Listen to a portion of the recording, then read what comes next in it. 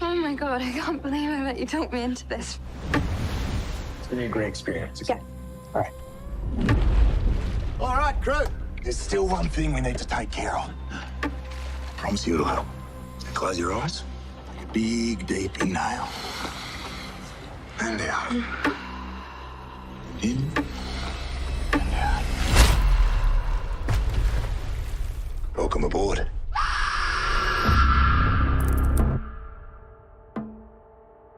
I see you, like, come alive on that board. It's spiritual. I feel the same about what I do. It's my true calling.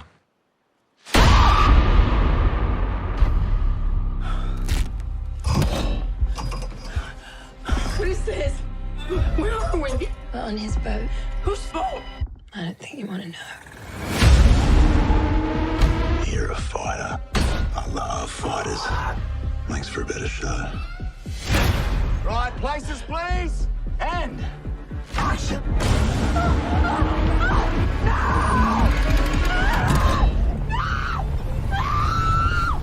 Tell me that ain't the greatest show on earth. Every fisherman loves a good fight. The thing the fish doesn't realize is that once that hook sets, no matter how hard she runs, Help! I need help. she's already in the boat.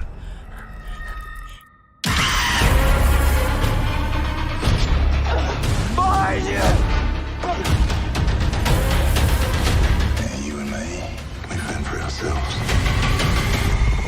We're sharks. I'm nothing like you.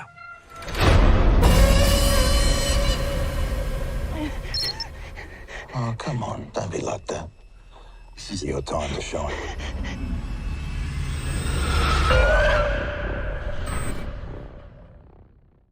Hello, everybody, and welcome to the latest episode of Fresh Cuts. This is Mike, always with me and joining me, Mr. Venom. What's going on, Venom? Greetings and salutations, serial killing fisherman. Yeah, I'm doing pretty well. How the hell are you doing, Mike? I'm doing well. Just literally got home from a theater about an hour ago. So fresh on my mind, just like the fish in this movie, I guess. But also with me, it's Don and Nelly. What's up, Don? Yeah, what's going on? Always happy to be here. All right, so this episode we are covering Dangerous Animals, which I'm not even sure how many people know about this movie because it kind of came in under the radar. I mean, obviously we keep pretty in tune with like what's coming out, big, medium, small releases. This one looks like Shudder has some distribution to do with it because the Shudder logo did come up. So I don't know. We'll see. We'll see how it goes. I haven't seen a ton of people talk about it. We are recording on a Sunday, so it's been out for a couple days. But it's wide enough that it was in all of our cities though, so it is out there. So hopefully people know about it. But anyways, yeah. So Dangerous Animals. It is labeled as a psychological horror and thriller. And this is the synopsis.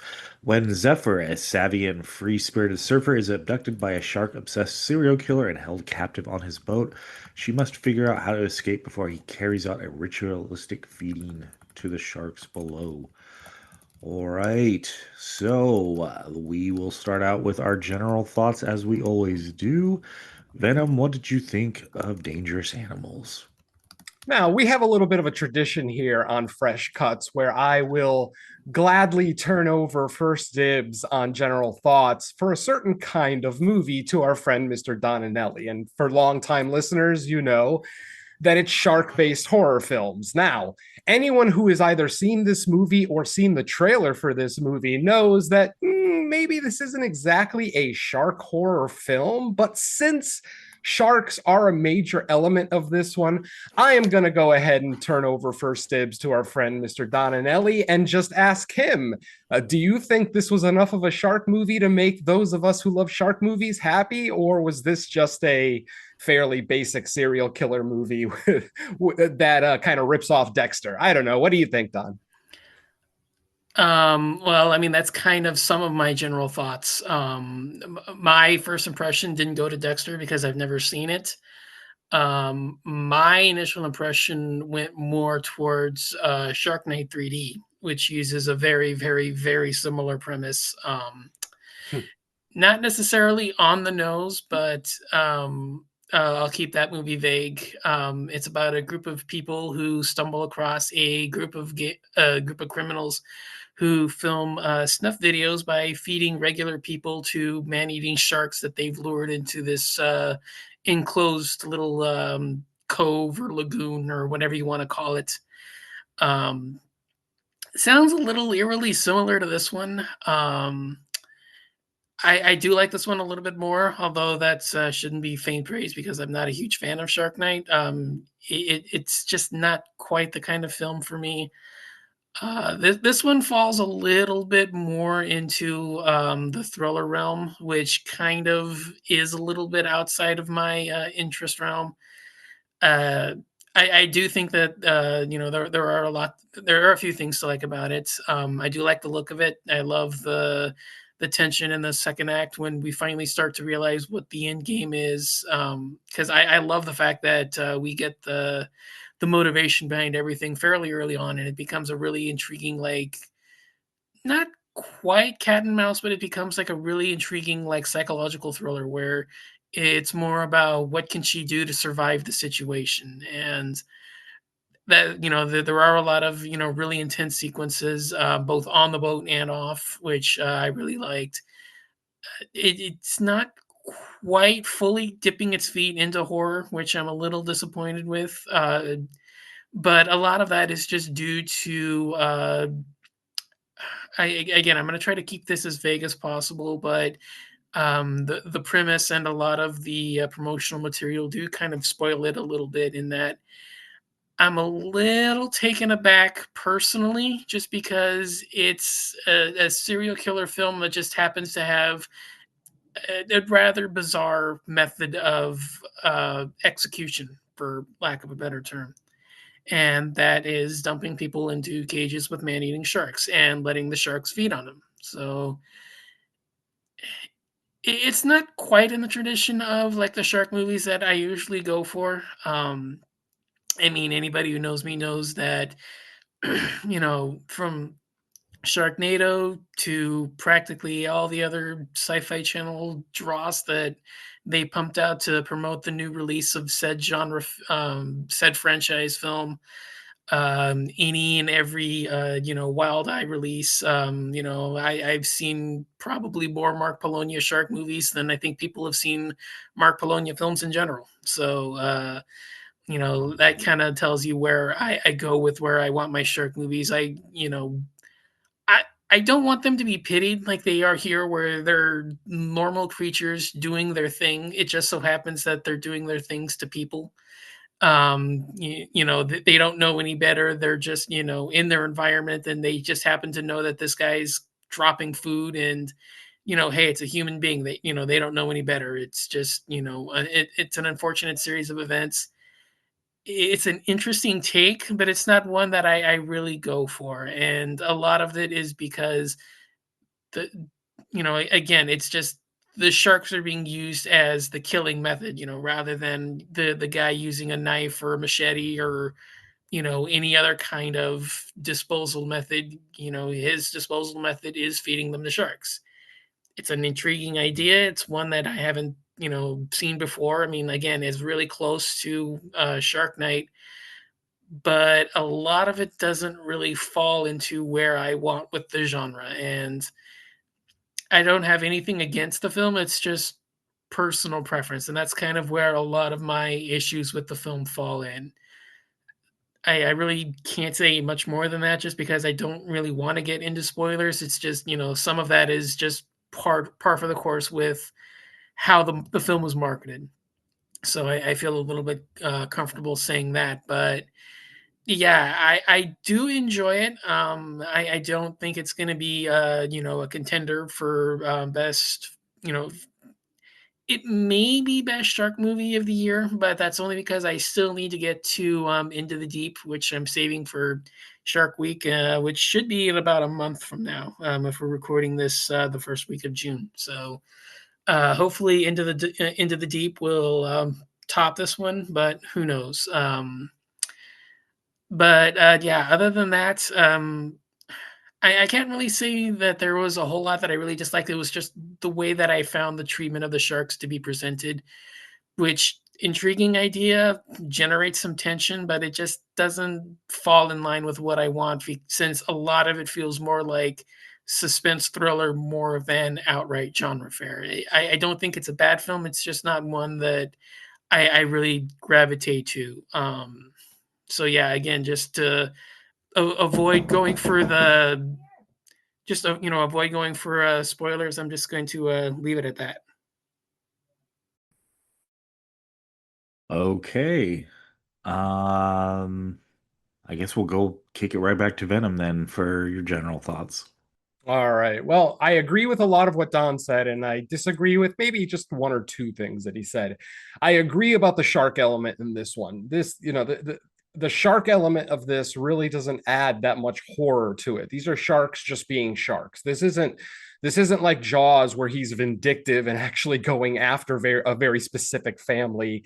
This isn't a plethora of other sharks where they're either mutated or enhanced in some way, making them, or of course the Meg, where it's just a gigantic predator that has nothing to fear because it's the biggest predator on the planet. So those are the kind of elements I like in my shark movies. I like the shark to be a legitimate antagonist. In this movie, they're not really antagonists. They're just sharks being sharks, and that's okay. It's not necessarily a bad thing. It's just I'm just kind of pointing out that I kind of agree with Don on that element of it. I like to see a little bit more otherworldly elements to my shark movies rather than just sharks being sharks. But I will say, I think this movie does lean enough into the horror. And I say that specifically because of Jai Courtney. Jai Courtney's performance in this one is pretty damn riveting. I think he makes a great serial killer. Obviously, he's a big guy, very imposing. This is a guy who I've not really ever liked anything I've ever seen him in. And granted, it's not like I've seen him in a lot of things, but the couple of things that I've seen him in, I didn't like. So when I saw that he was going to be our antagonist for this film, I was a little worried. But folks, I think I realized the problem. When Jai Courtney plays an American, it's not a very good performance. Think back to the Suicide Squad. I forgot the name of the character of which of the villains that he plays, but yeah, his performance was just so dry and not very entertaining. I think the secret is he has to play within his own nationality. When he plays an Aussie, of course he is an Aussie, but when he plays one, it just comes off as so much more convincing. And even though the man himself is not a serial killer in real life, this performance really makes you believe everything that Tucker is talking about. Obviously, we see his little collection of trophies. So he's obviously been doing this for a long time. So he's very proficient at his skills. Which of course adds that another element. You got a serial killer who actually knows what the fuck they're doing. That's kind of why I brought up Dexter. Dexter didn't utilize sharks when he was getting rid of his victims' bodies. But what Dexter would do is he would cut his victims up into pieces, and then he would drop the pieces into the ocean near the Florida coast. But he would drop it in a very specific point where the Gulf Coast went through. So the Gulf Stream, excuse me, the Gulf Stream would then blow the body parts, basically, push the body parts from the Florida shore out into the ocean. So that's why, Dexter was able to, kill people for so long. And no bodies were ever found until the very end, of course. But, that's a story for another podcast. So that was the Dexter element that I saw in this, a serial killer utilizing the ocean to get rid of their victims. So, but I got to say, whereas Dexter, the actor who plays Dexter, he has a very menacing, dark performance to him, whereas Jai Courtney, because he's such a big, imposing guy, he doesn't have to be all that intelligent or savvy like Dexter is. He can just be a brute, and it's very effective. I mean, there's one scene where one of the where a male character actually gets a clean punch on him and it doesn't even affect him. Like he barely flinches. And, you know, granted, the guy is smaller. You know, the guy who punches Tucker is a little bit smaller, but he wasn't like a little twerp. I mean, he was a well-built, average-sized dude. So, yeah, Courtney's performance as Tucker, I think, really did it for me. Zephyr, meh. I've heard a lot of people, from the reviews that I've read and listened to, a lot of people comparing her to the final girl in You're Next because of how tough she is. There's elements of Zephyr that I like a lot, her resourcefulness, her toughness, all of that, absolutely. But unfortunately, I still have to report that she commits the greatest sin in horror movie history. She is a weapon dropper. And God damn it, if I didn't say fuck at the top of my lungs when she did that in that scene, which obviously we'll talk about later. And she had been so tough and so smart up until that point, and she gets the upper hand on Tucker and drops the goddamn weapon and tries to run. And oh my God, I was so frustrated. I think I pissed off people within 3 rows of me because I was out loud offended.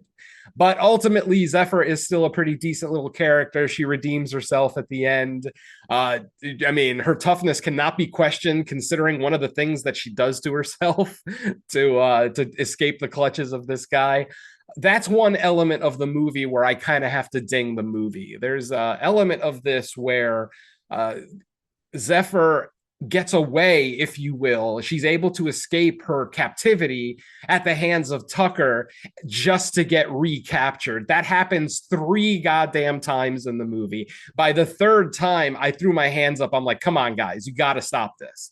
If they would have done it one more time, I would absolutely rail this movie, but it did it one too many, in my opinion. 3 was just one too many, but the 3rd one was the best one. So I guess there's a little bit of give and take there, but yeah, it's just, this movie could have been a lot shorter. I feel like this movie could have been like a 25 to 30 minute long segment in an anthology.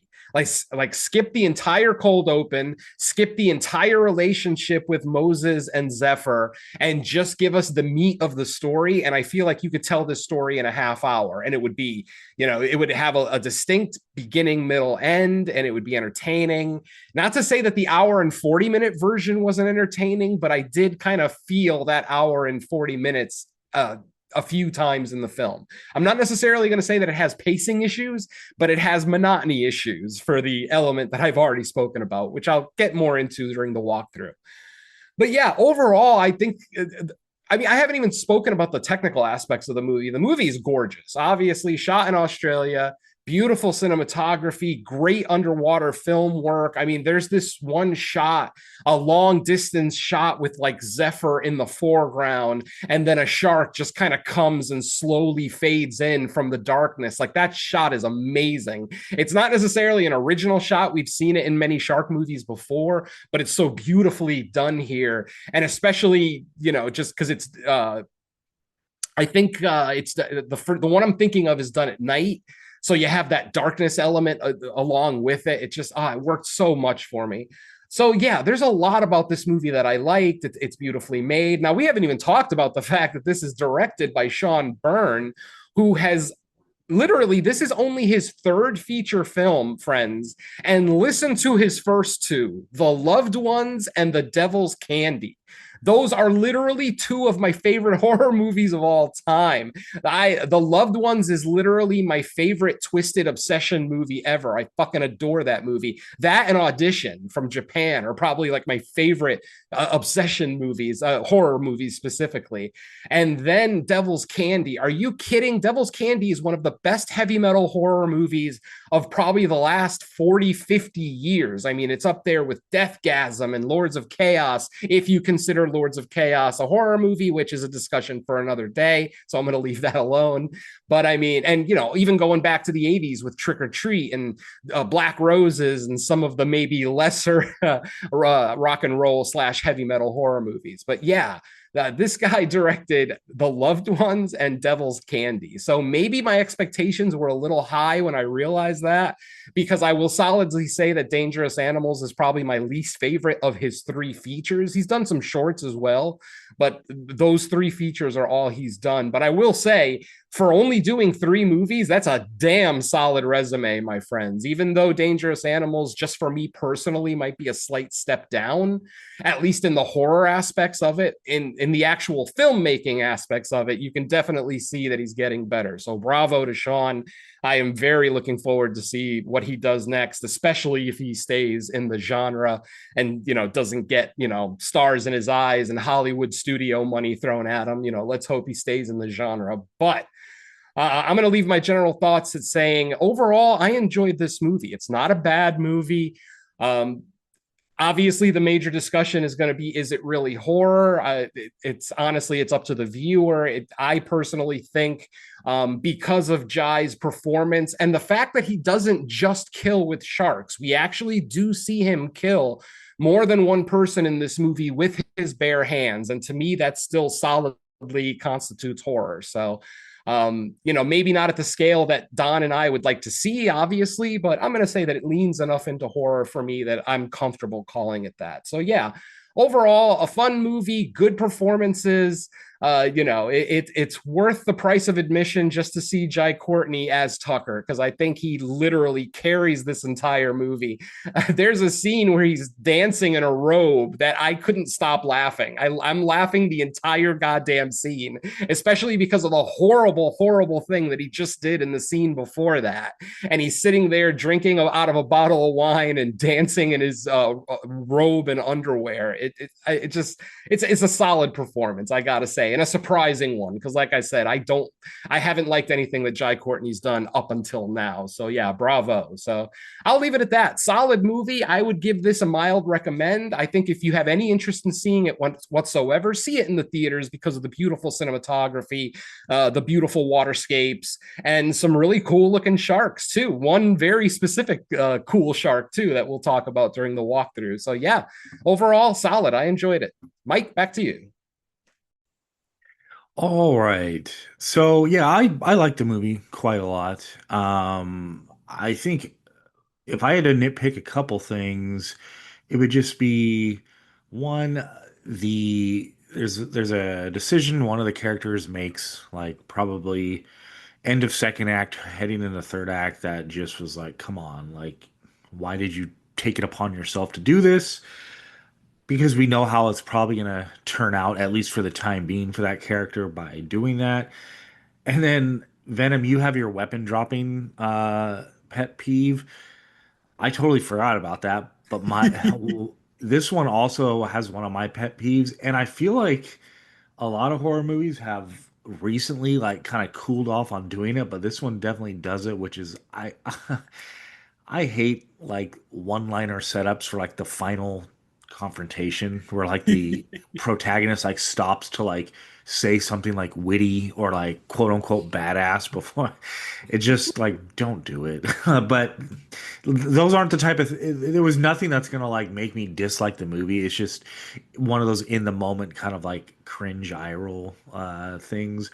But yeah, the movie was really pretty to look at. And Venom, you said it was actually filmed in Australia. It makes sense. I mean, obviously the shots of like the beaches and stuff. Um, but who knows? Some I know some movies will just like use drones or whatever to get those shots. But yeah, if it was actually filmed out there, it looked beautiful. It was nice to look at. I will say the score was very aggressive. Like that's another thing about watching in the theater. I mean, it's gonna sound nice on a home theater, no doubt, but in the theater they use a lot of like audio cues in this one, and not necessarily even during big confrontations, but just like when they're fading from one scene to the next. It just a sound effect will pound through the screen. Um, I guess like so for me, because I'm still a trailer person, so like going into the movie, I had and I think I read like one review. There's one specific website I do read reviews because they tend to not have spoilers, but for like anything.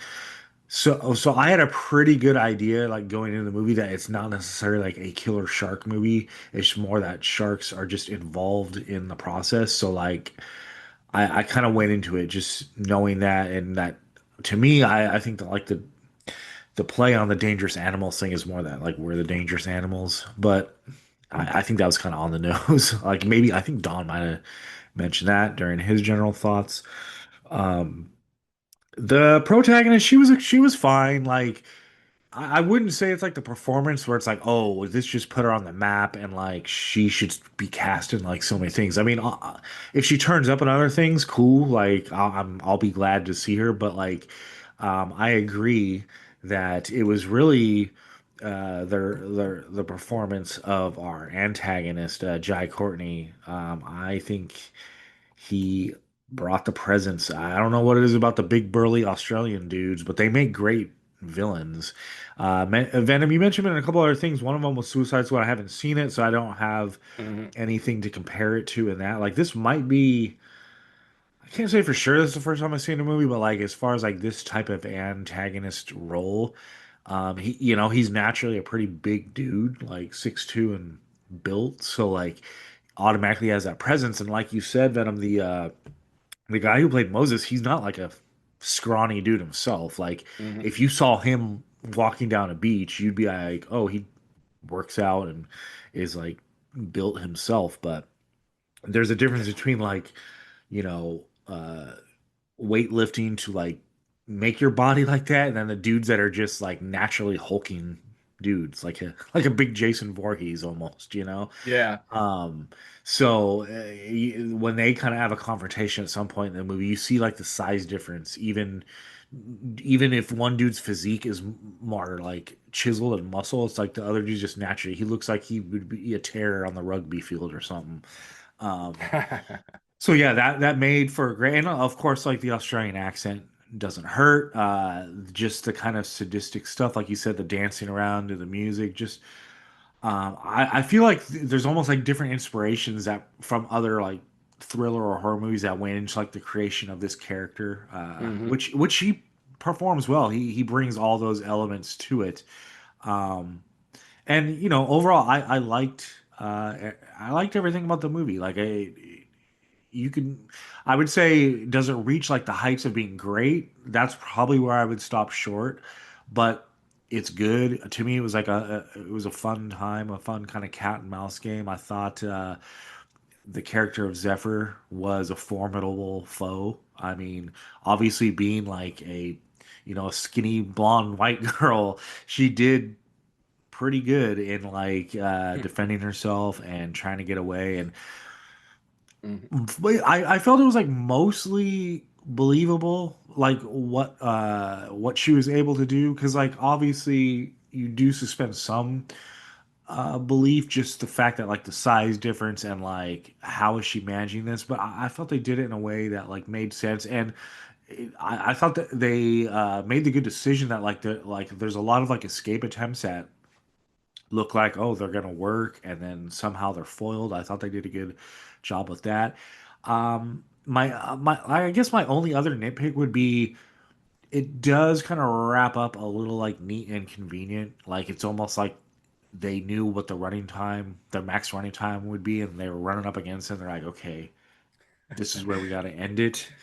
The Um, sharks were aware of the movie runtime.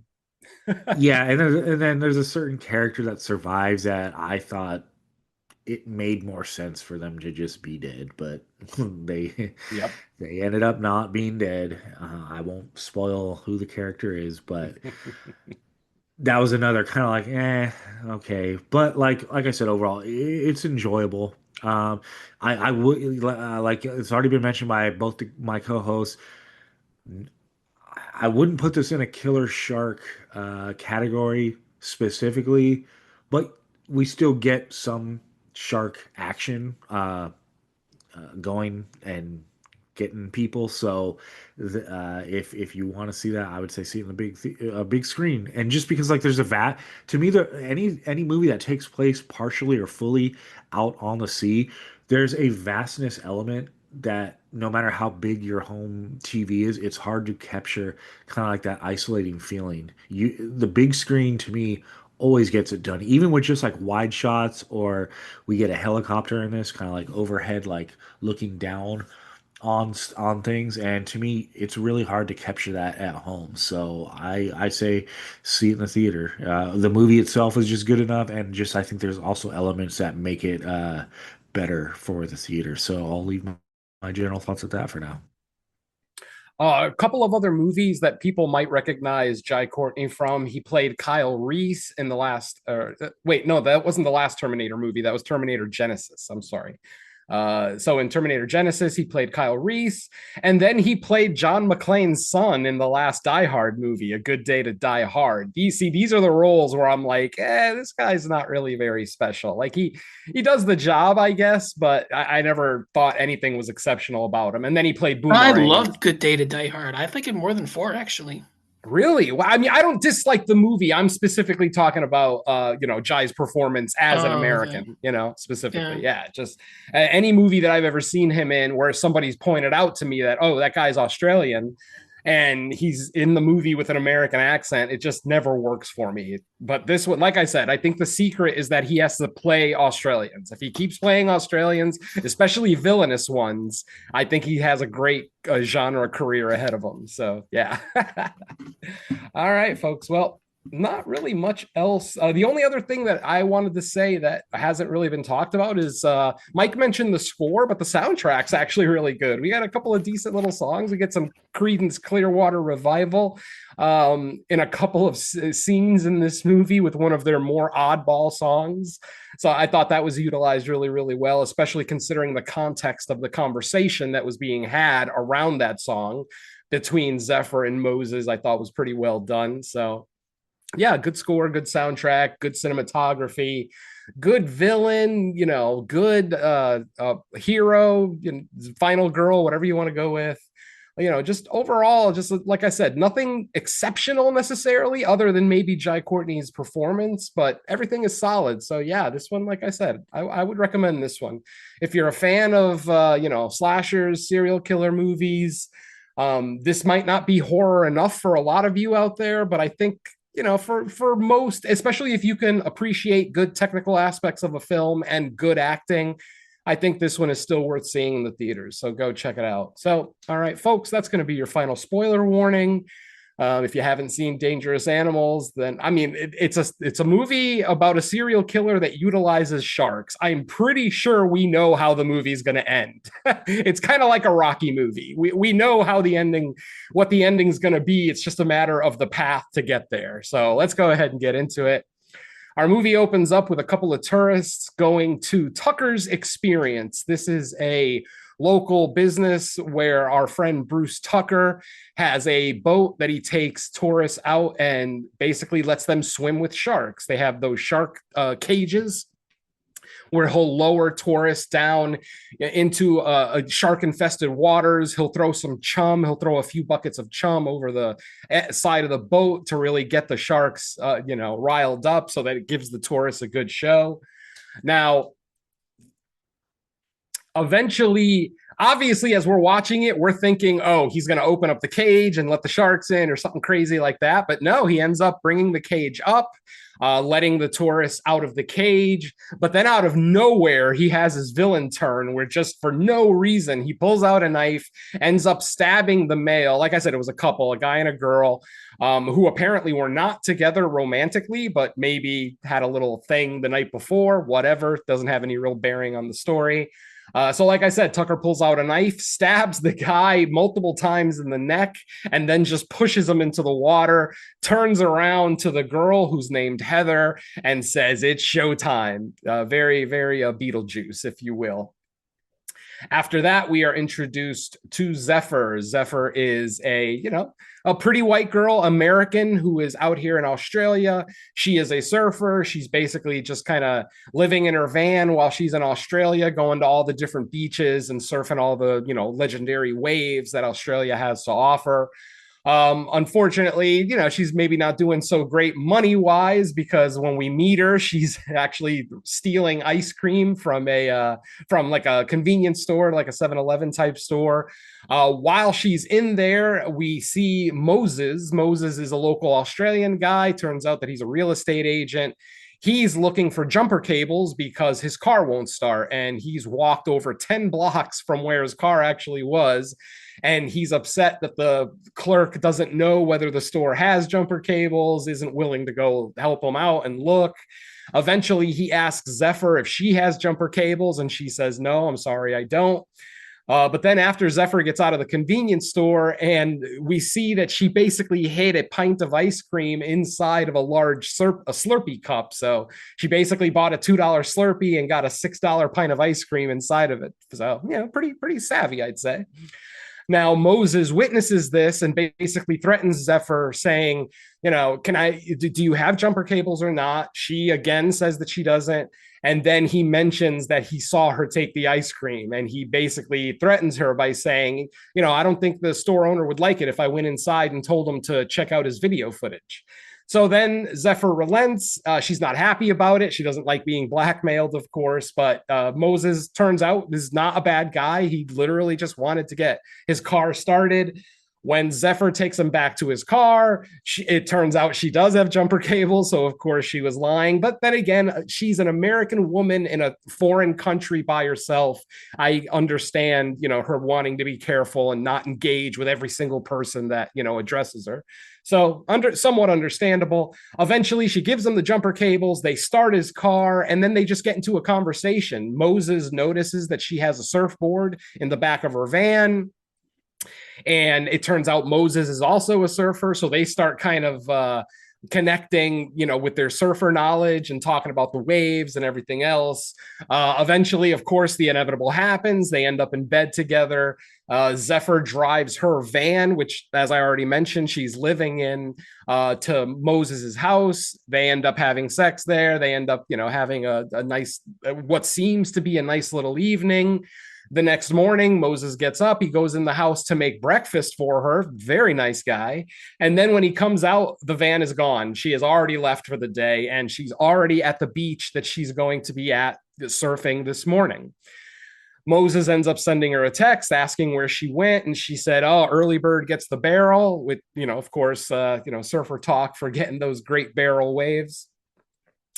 But obviously you could see in her expressions and her mannerisms that wasn't just the reason. She left for some reason that she's not conveying quite yet. We'll find out later in the film.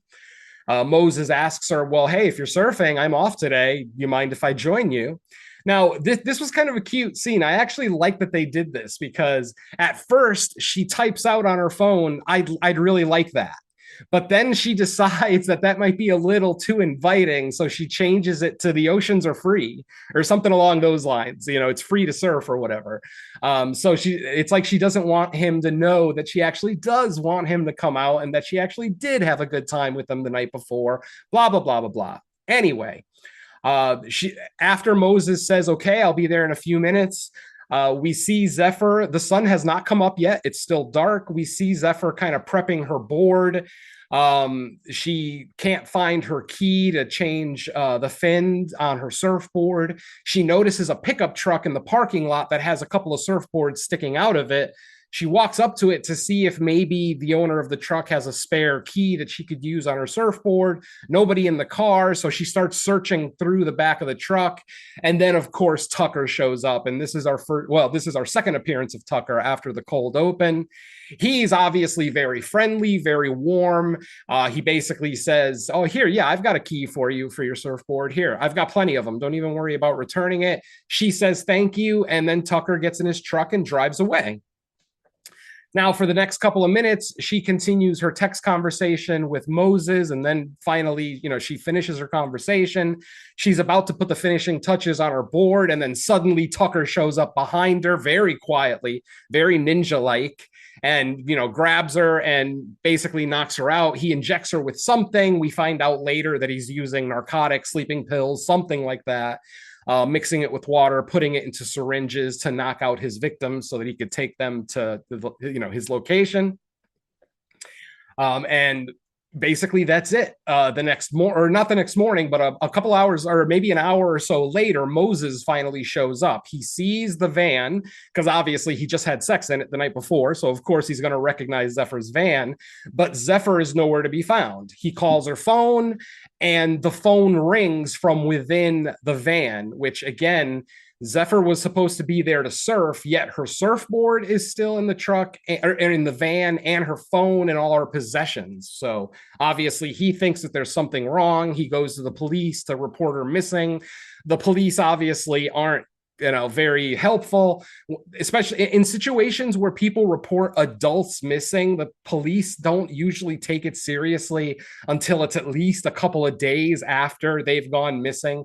Usually with a child, the police, will start the hunt right away. But when it comes to an adult, they always say, adults have the right to go missing if they really want to, blah, blah, blah, something along those lines. So of course, the police aren't helpful. Eventually Zephyr wakes up and we see that she is chained to a bed. When she wakes up, there is another bed right next to her, and lying in that bed is Heather. If you remember, Heather is the survivor of the cold open. Her boyfriend got stabbed in the throat and thrown in the ocean.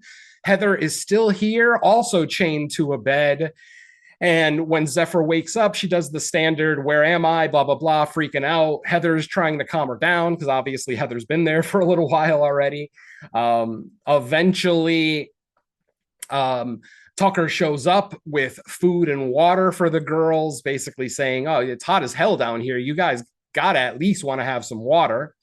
But unfortunately, when they both drink their water, they both end up getting knocked out. Yes, Tucker drugged the water with more of his little sleeping pill concoction that he has.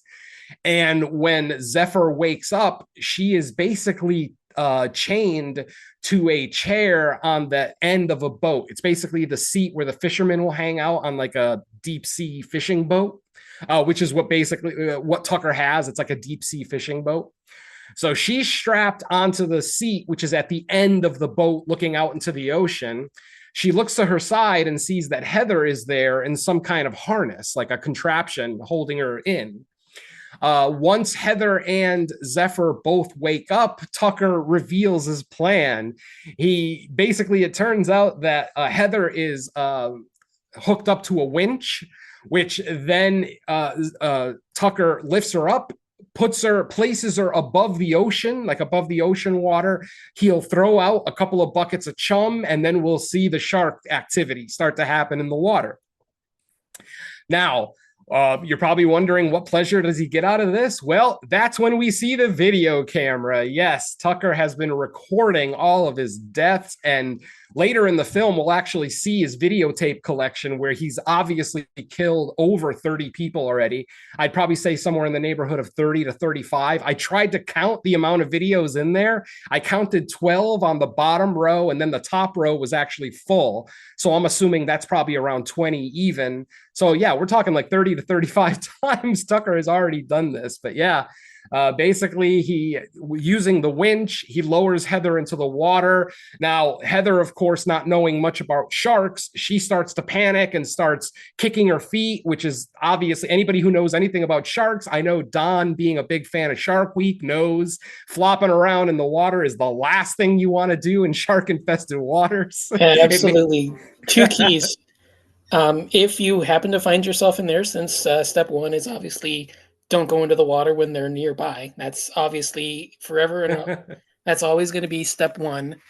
The first thing you do is present yourself vertically. Do not, go horizontally. Present yourself vertically.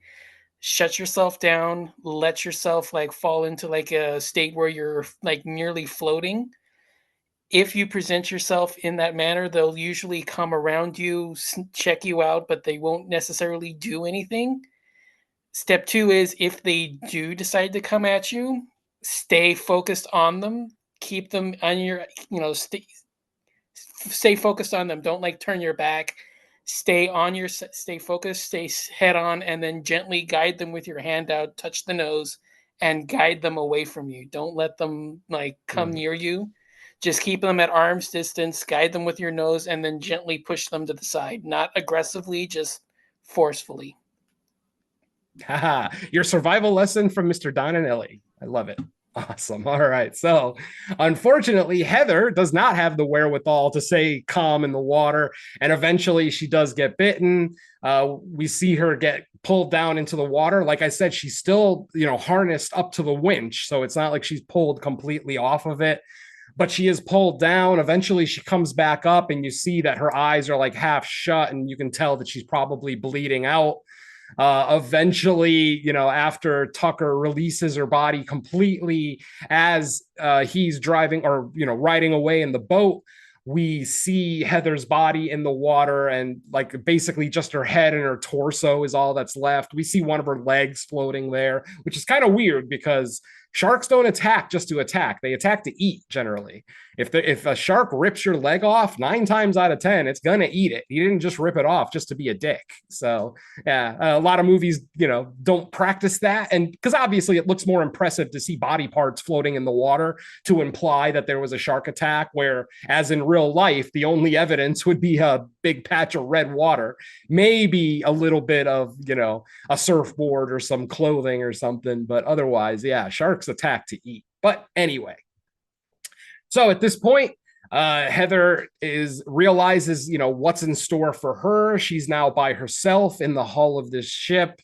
And let's just go with one of her escape attempts. Like I said, she has 3, count them, 3 escape attempts in this movie that all get thwarted, where she ends up getting recaptured and brought back. The first one, basically, she takes the handle of a plastic bucket that is basically the piss bucket that, her toilet that she's supposed to be using while she's in captivity. She takes the handle off it, breaks it in half so that there's a point on one end.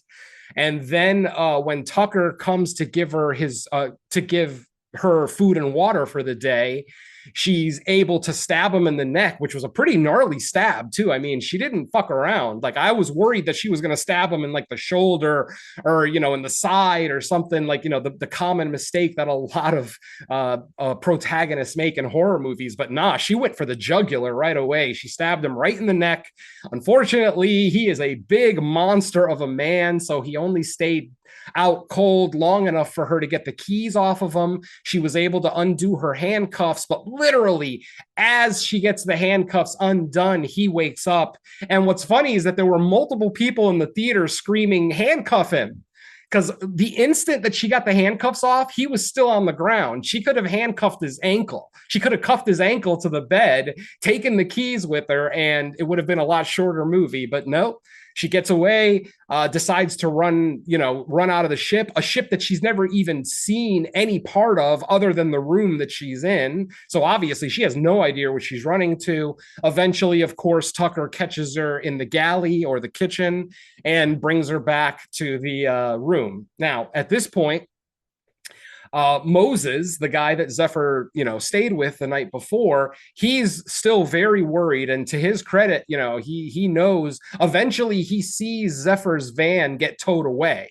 And he knows she lives in that van. There's no way that she would just disappear for an extended amount of time, allowing her van to get towed away. So what he ends up doing is he goes to an app called Wave Watcher. And what it is, it's basically a stationary camera on multiple beaches in Australia. And it's just live, video footage showing what the waves look like. You can rewind the footage so that you can see kind of the trend for the waves, over the last few hours, blah, blah, blah. So what he does is he realizes that Zephyr was at the beach that has one of these cameras. So he logs into the website or, the app. He goes to the camera and he goes to the particular day that she went missing, which I believe at this point was the day before. And he scrubs the footage. He starts scrubbing back and forth, and he sees Zephyr pull into the beach, the very recognizable dark blue van that we all know by now. He sees her pull into the beach.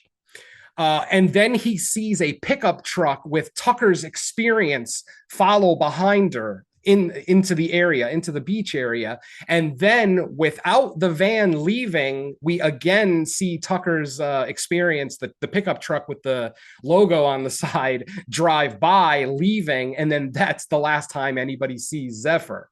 I'm pretty sure this is what Mike was talking about the character decision that was kind of idiotic, because I think 9 times out of 10, most people at that point would just call the cops and say, "Hey, I think I have an idea of where we can look for Zephyr, for the missing girl, blah, blah, blah." But in Moses, they just... he went from being like smart to stupid within 2 minutes. Yeah, I mean, I'll give him some credit because at the very least, he thought of going to the footage to check out the video.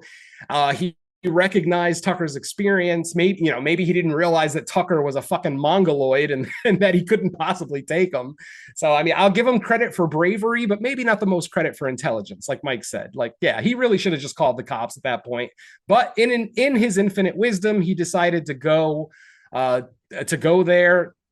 Now, luckily, Tucker's not here. What happened was the night before, Zephyr stole Tucker's camera and threw it into the ocean. Now, mind you, this is his only camera that he uses to record his killings, and obviously, it's something very important to him because you could see the look on his face as soon as we see the camera sink into the ocean. You see his demeanor completely change, and he just wants to cut Zephyr in half at that point. So anyway, he's out looking for a new camera. He's at like a pawn shop type place, or flea market, swap meet, whatever you want to call it, because they've got a bunch of like used electronics and shit there.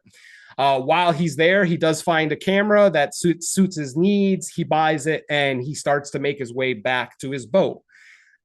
During this time, Moses finds the boat, knocks on the front door of the boat, obviously doesn't get an answer. He's about to walk off the boat, but then he thinks he hears something. So he gets down on a prone position, down on his belly. He puts his ears down to the hull of the ship, or the deck, whatever you call it. I'm not a seaman. And he hears someone yelling. He hears a female voice crying out for help. Instantly, he realizes that it's Zephyr. And again, in his infinite wisdom, instead of getting the fuck off the boat, getting the police, because now he has proof. But before it would have just been like a call for the police to check up on Tucker, but now he actually has physical proof that Tucker, took someone against their will, but he still doesn't call the goddamn police. He decides to break into the boat. I think he breaks down a window, goes into the boat, follows the voice, and eventually does find the room that Zephyr is being held in. Since Zephyr is chained to the bed, Tucker didn't think to lock any of the doors, so the door is just wide open.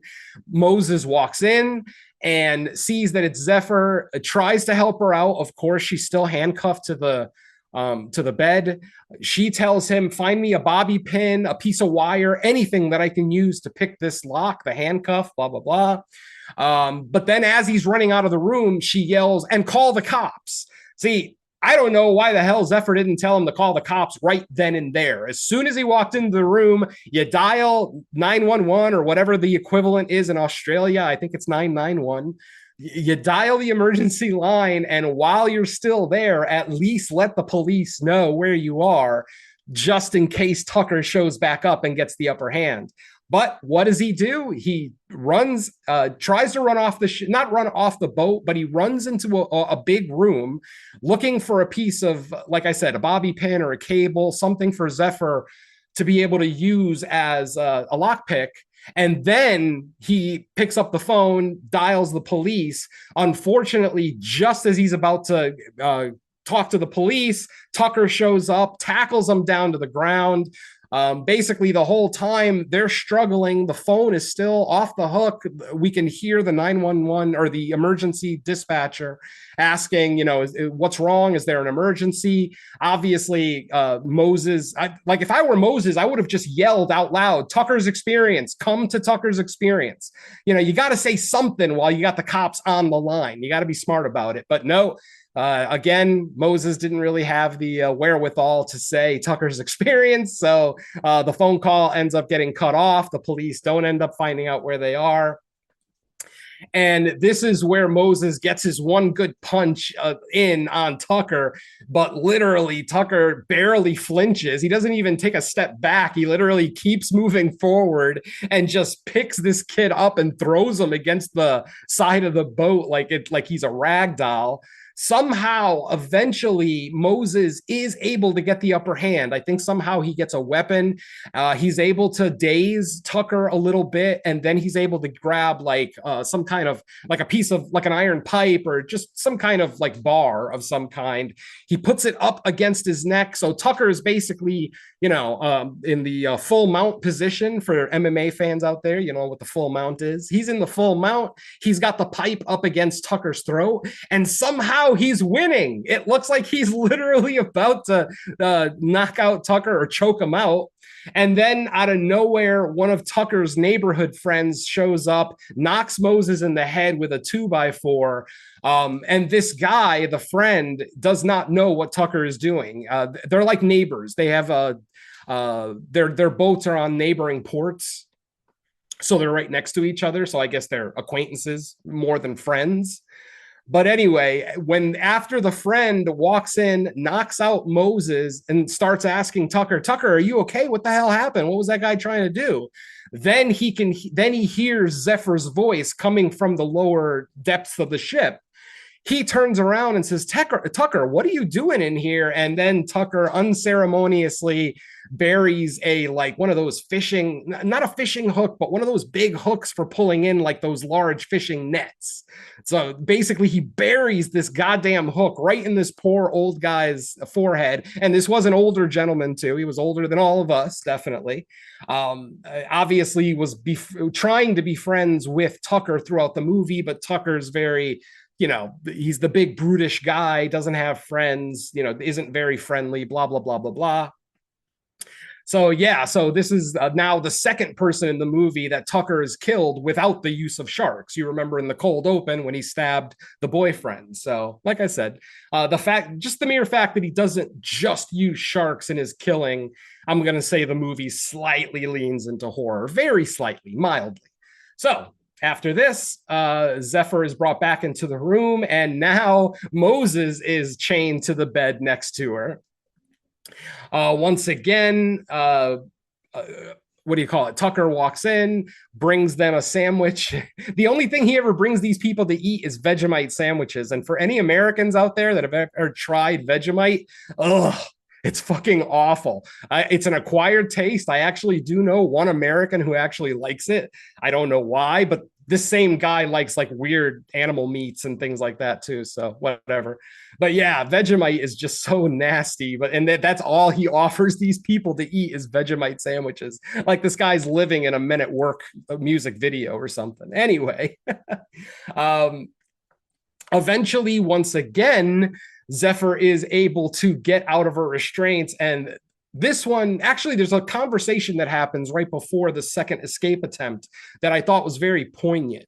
And it's basically where Tucker looks at Zephyr and says, we're not like him, like pointing at Moses, basically saying, Moses is, he's weak. He's a dolphin. He doesn't, do anything, but we're sharks. You're a loner. You fend for yourself just like me. And you could see the look on Zephyr's face where she didn't really want to admit that she had anything in common with this guy, but she kind of has to admit that, yeah, you're a loner just like him. You fend for yourself. You don't rely on anybody else. Yeah, you're not going around killing people, but you do have some similarities, and you could kind of see the look on her face. She wasn't happy about it. And because of that conversation, she then does one of the gnarliest things I've seen a female movie character do to get out of something.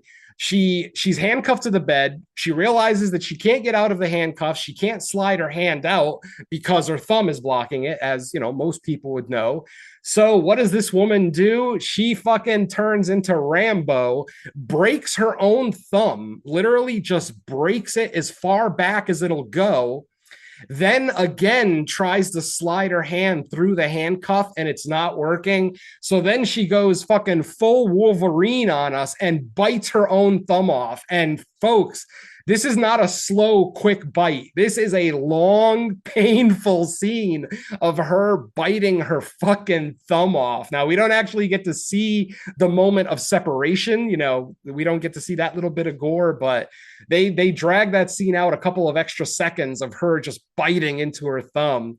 So eventually she gets her thumb completely off, and now she's able to slide her hand out of the handcuff.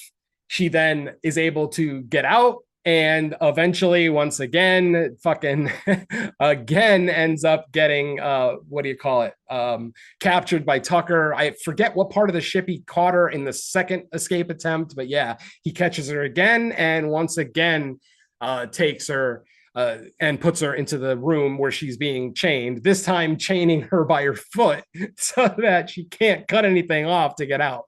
So at this point, Tucker decides to change the formula. Up to this point, Tucker has only fed women to these sharks. All of the videotapes that he's kept, which, by the way, these videotapes are only of the people that he's fed to sharks. As we saw from the cold open, he also kills people and doesn't videotape it. So his body count could be in the hundreds for all we know. So anyway, he decides to change the formula. Rather than putting Zephyr in the harness and putting Moses in the chair, he reverses it, puts Zephyr in the chair and puts Moses in the harness, then lowering Moses into, once again, shark-infested waters. This time, though, both because Moses is an Aussie and probably has some very general knowledge of sharks, and because Zephyr is literally there coaching him, basically telling him, do not move, sit there like a statue, don't you move a muscle. And just as expected, the sharks kind of swam by him, didn't, they maybe took a sniff, but, they realized that the smell of blood coming from the chum wasn't coming from him, so they just kind of left him alone. Eventually, Tucker gets frustrated, pulls him back up on the boat, and then unceremoniously stabs him twice in the side. And he's like, okay, let's see if that'll get the dinner bell ringing. Then he once again lowers Tucker into the water. Excuse me, I keep saying the wrong names. Tucker lowers Moses into the water once again. Unfortunately, just as he's lowering Moses into the water, a helicopter flies right above them. Now, they're in a part of the water that's very unpopulated. I even remember the name. It was Hangman's Shroud. It was basically a cove, unpopulated, no buildings, no beach combers, no nothing. But this helicopter, who's probably looking for missing persons, flies by. So Tucker, of course, is forced to pull Moses back onto the boat and take both Zephyr and Moses off the deck of the boat, because obviously the helicopter could potentially see him. Eventually, the helicopter drives by, and that's pretty much the end of that. Then that evening, basically, Tucker is just sick of waiting. So then he goes back to his original formula. By the way, how Moses survives this movie is beyond me. He got his ass whooped earlier. He definitely got a concussion when he got hit in the head with that 2x4. Now he has multiple stab wounds on the side of his body that have not been treated, folks. Like, there's no bandage. It hasn't been covered. He's literally just holding it with his hands. No bandage, no nothing. I'm sorry. I'm pretty sure that guy bleeds out and dies long before the end of this movie. But again, suspension of disbelief, whatever. We'll allow it. Or so infection. Now, what's that? And infection. Thank you. Yeah. Based on, literally he's laying next. Yeah, that's infection. Oh, yeah. Plus, he's right next to a piss bucket. That thing's got to be just a fucking haven of infection and bacteria. So, yeah, it definitely not the kind of place that you want to have an open wound. Definitely. So then that evening, we get Moses now in the chair, and Moses is barely awake. Like I said, he is bled out. He's got his ass whooped. He's got a concussion. He's barely awake. And now we see Zephyr in the harness. And this is our finale now, folks. Basically, Zephyr is in the harness. Eventually, all of the sharks that are surrounding her all suddenly disappear. And for a second, she thinks, oh, good, it's safe. The sharks just decided they don't want her. But no, my friends, it is the appearance of our big bad. Yes, a great white shark. And this is the shot that I was talking about, man. When this great white comes out of the darkness into the frame and Zephyr is in the foreground, that shot is chef's kiss, my friends. Absolutely love it. Love scenes like that. So eventually, basically, Tucker lowers Zephyr into the water. Of course, Zephyr knows the rules to not move around too much. But of course, we're talking about a great white now, not some nurse shark or bull shark or whatever else. We're talking about, the killing machines of the ocean. Eventually, though, Tucker makes the mistake of using one of those long poles with the hook on it to try to antagonize the shark to get it to notice Zephyr in the water. Zephyr is eventually able to disarm Tucker. Tucker basically loses the pole. He drops it, like he tries to poke the shark and it falls in the water, but Zephyr obviously is in the water floating there. So she grabs the pole. Using the hook on the end of the pole, she grabs the carabiner that her harness is basically connected to, and she lifts herself out of the water. Mind you, folks, this is a woman who bit her thumb off about 5 to 10 minutes ago. And with one arm and both her legs, she's able to pull herself up out of the water. I mean, I don't know how athletic this woman is. She is a surfer. So if she's been a surfer her whole life, then yeah, she's in good shape. She probably could climb rope with one hand like that. So I guess I'll allow it. Unfortunately, Tucker does end up shaking her loose. She falls. But then the rope that she's on breaks. The rope that she's hanging from ends up breaking, so she falls into the water. That's when we get that great shot of the great white shark kind of coming towards her out of the darkness. She eventually is able to escape the shark. It's actually a great scene because the shark actually swims by her and they look at each other in the eyes, and it's almost like there's a realization there. Like the shark is like, you're not the antagonist here, so I'm not going to bite you. Obviously, I'm stretching it, I know, but it's just kind of a poignant scene to look into this giant soulless eye of a great white, but actually almost see a sense of mercy because the thing just kind of swims by her and doesn't attack her, even though there is chum in the water. And she obviously is bleeding because don't forget, she bit her thumb off earlier. So there's absolutely her blood in the water. But like I said, for whatever it's worth, the great white decides not to attack her. She swims under the surface of the water so that Tucker doesn't see her. She climbs back up on the boat. She grabs Tucker's harpoon gun and, realizes that she walks back to the front of the boat where Tucker was, realizes that Tucker's not there. So she's looking around. Moses, basically on the brink of death at this point, lifts his almost dead head, looks at her and kind of implies that Tucker's kind of right there.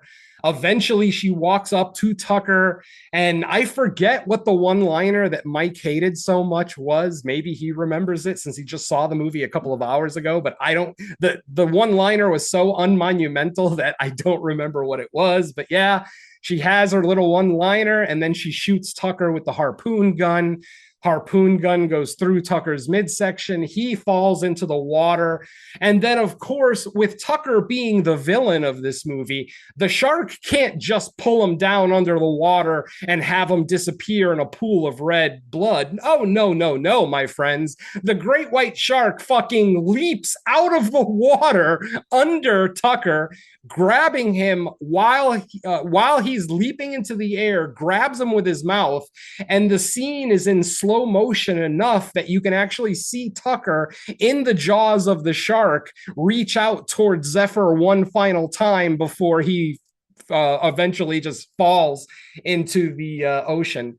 I just realized that I skipped Zephyr's third escape attempt.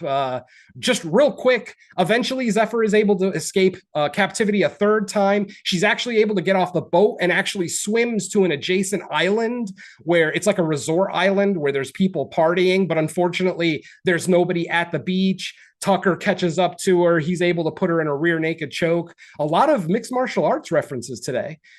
He's able to put her in a rear naked choke, knock her out, bring her back to the boat. That's the third escape attempt. And like I said, at this point, I'm like, all right, you guys are abusing it now. I understand. You don't have to set up that Zephyr is a badass anymore. I accept it. Okay. She bit off her own fucking thumb, for Christ's sake. I don't need another escape attempt. But luckily, that was the final one before we get to our final confrontation, which, like I said, the shark basically bites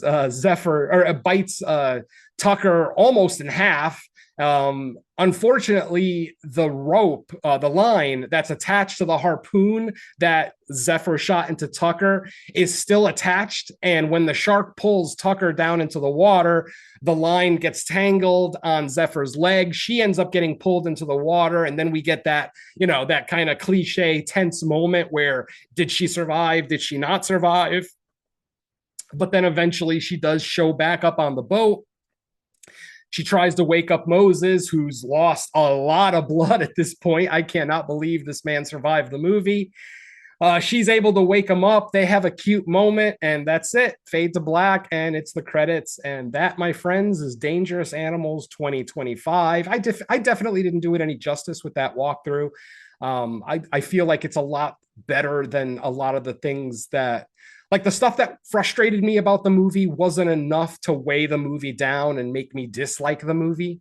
So, the escape, get recaptured, rinse and repeat kind of cycle, even though it did wear thin on me, it didn't necessarily ruin the movie. So yeah, overall, good time, good villain. I can't imagine there'll be a sequel unless it's a prequel showing Tucker maybe with some of his other victims, some of his other 30 plus victims that he's fed to sharks as well.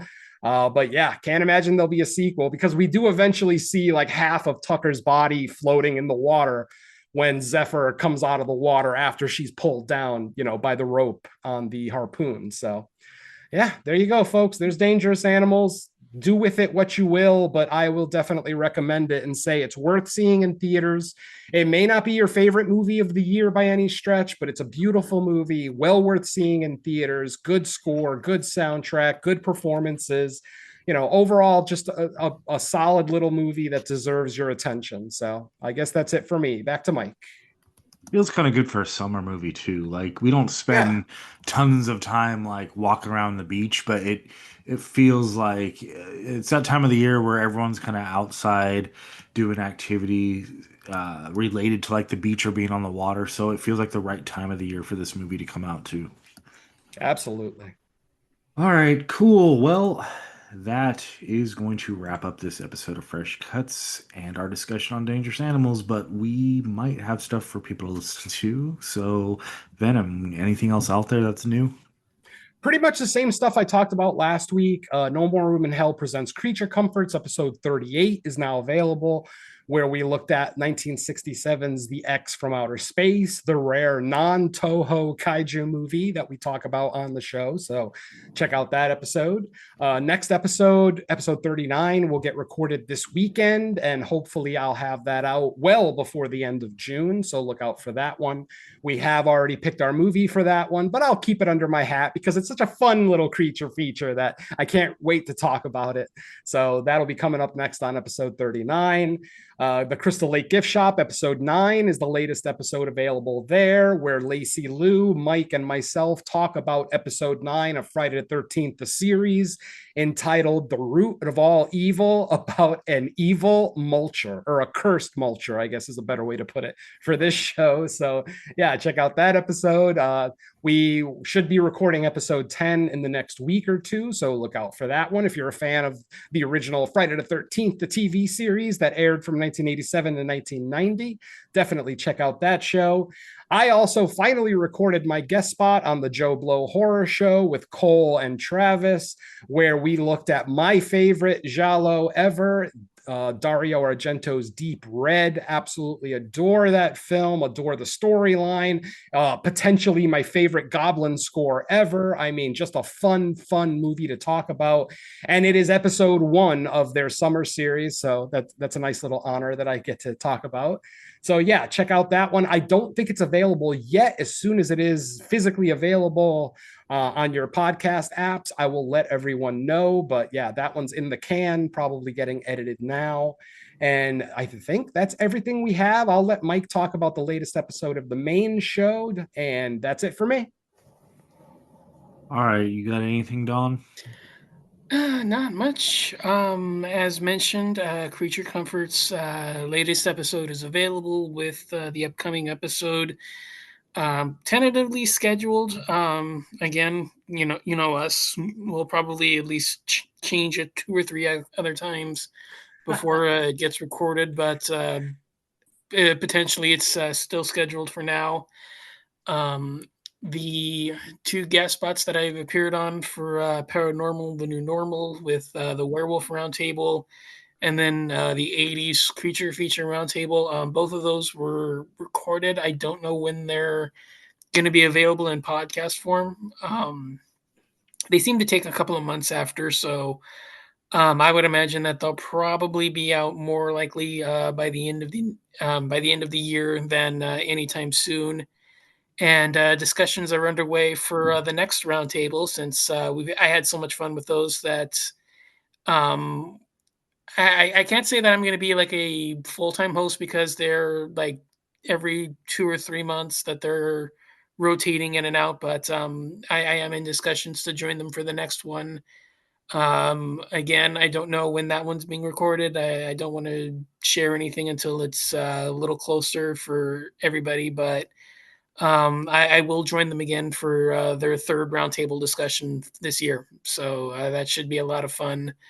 Um, yeah, I guess that's pretty much it with nothing else being recorded. All right. And the latest episode of the main show is out. That is correct. And we did now the screaming starts. And what was it? Captain Kronos Vampire Hunter, which we had some fun with. Yeah. So check that out. It is officially posted and all that good stuff. And we actually have our plans for the next episode. We just need a date, which I'll probably be reaching out after we're done recording this. um, but the next episode, we might be going back to VOD because 28 years later is 2 weeks or a week from Friday. And I didn't see anything. Can you listed believe on my that? app. Yeah. Can you believe that we're not getting a new horror movie on Friday the 13th? What the fuck? There's a few Friday the 13th fan films. I don't know if they're Right. But I figured something theatrical just to kind of take advantage of the date. Yeah. But no, I guess not. My theater is screening a 45th anniversary screening of Friday the 13th. Nice. It's funny though because it's like a 10:30 p.m. showing, and I'm like, man, compared to like what some of the horror movies now are, like you could put that all day. You know, it doesn't need to be at 10:30. Like you could do a 10:30 showing, but like to say like we're only doing it at that time is kind of funny. I'm surprised. Like, I wish more theaters would just have marathons. Like, I would love to see like a little independent theater that would just dedicate one screen to like Friday the 13th movies all day. Like, start at 9 a.m. with the first one and then just let them all run out. I mean, it would bleed into a second day, but whatever. And then you can let people either buy a pass for all of it or maybe just buy an individual pass for one of the films or 2 of the films or something like that. I don't know.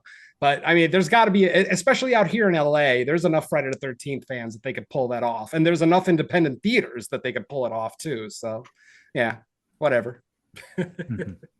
Yeah, so we'll probably be grabbing something off VOD from somewhere. So we'll have plenty of choices by now since we've been at the theater a lot lately. But that said, thanks everybody for listening to the latest episode of Fresh Cuts. We'll be back in a week with a new one. Let's say bye to our listeners. Later. When you get the villain down with a cast iron skillet, beat the shit out of him until you see brain matter. Are we clear, ladies? Please do me the favor. No more weapon dropping. Come on. Peace.